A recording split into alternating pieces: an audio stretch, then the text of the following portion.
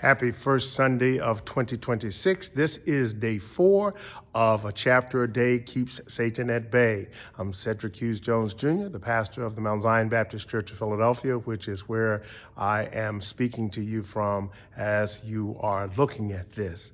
I hope that you have been, depending on when you see this, that you have been at church on this first Sunday, or that you will attend church on this first Sunday.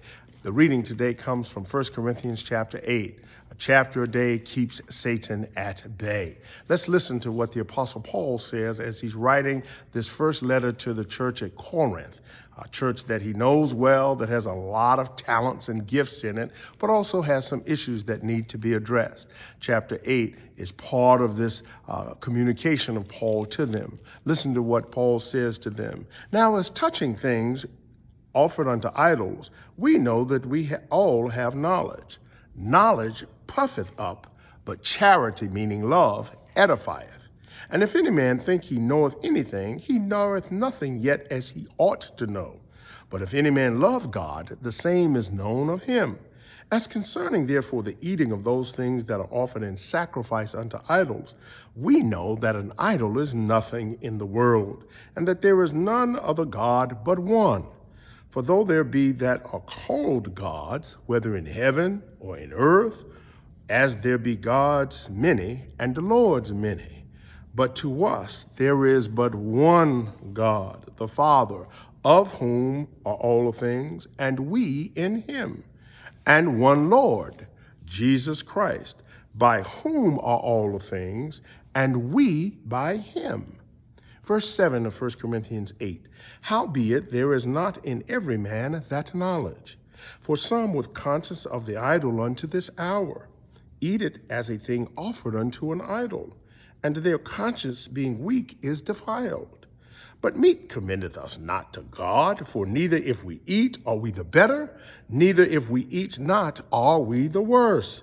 But take heed lest by any means this liberty of yours become a stumbling block to them that are weak. For if any man see thee which hath knowledge sit at meat in the idol's temple, shall not the conscience of him which is weak be emboldened to eat those things which are offered to idols? And through thy knowledge shall thy weak brother perish, for whom Christ died?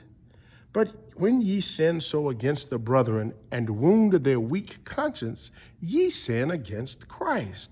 Wherefore, if meat make my brother to offend, I will eat no flesh while the world standeth, lest I make my brother to offend.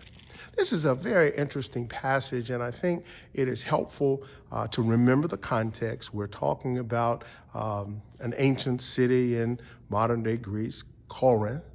And there are lots of different religious practices going on, and it's just different. It's a seaport city, so people are coming through from various places and various practices.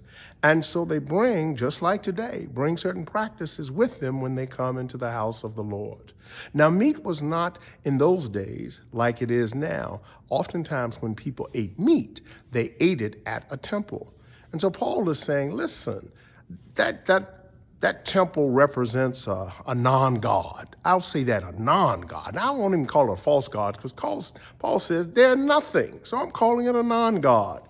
And yet, because if we are doing something that seems to support it, it's not a problem with us, so says Paul. But it is a problem if, because we are seen doing something and a person who doesn't know it as well sees it and believes, well, I guess they're doing it.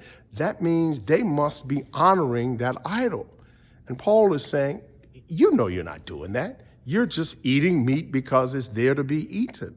But Paul gives us this point, and I hope you will again read this passage, as persons oftentimes make statements about what the Bible and the New Testament says about what foods can be eaten and what foods can't be eaten. I hope you'll read this first chapter of Corinthians 8 and see that the primary concern that Paul addresses here is our witness. Does our witness weaken a brother or strengthen one? For the practice, Paul says, it matters to him, to us, neither way. For there's only one God. And whether I eat over there at that temple talking about this dedicated to gods, or whether I eat in my own home, Paul knows there's nothing to it because those are non-gods. But let's be careful, beloved, what we do. Be mindful that we are the witnesses of Christ. And as a witness of Christ, others are watching our behavior. And it would behoove us to at least be sensitive to that so that we are not weakening the faith and practices of others. God bless you on this fourth day. And again, I pray that you will worship at a church today, or that you have worshiped at a church today on this fourth day of January 2026. God bless you. Happy New Year. Talk to you tomorrow.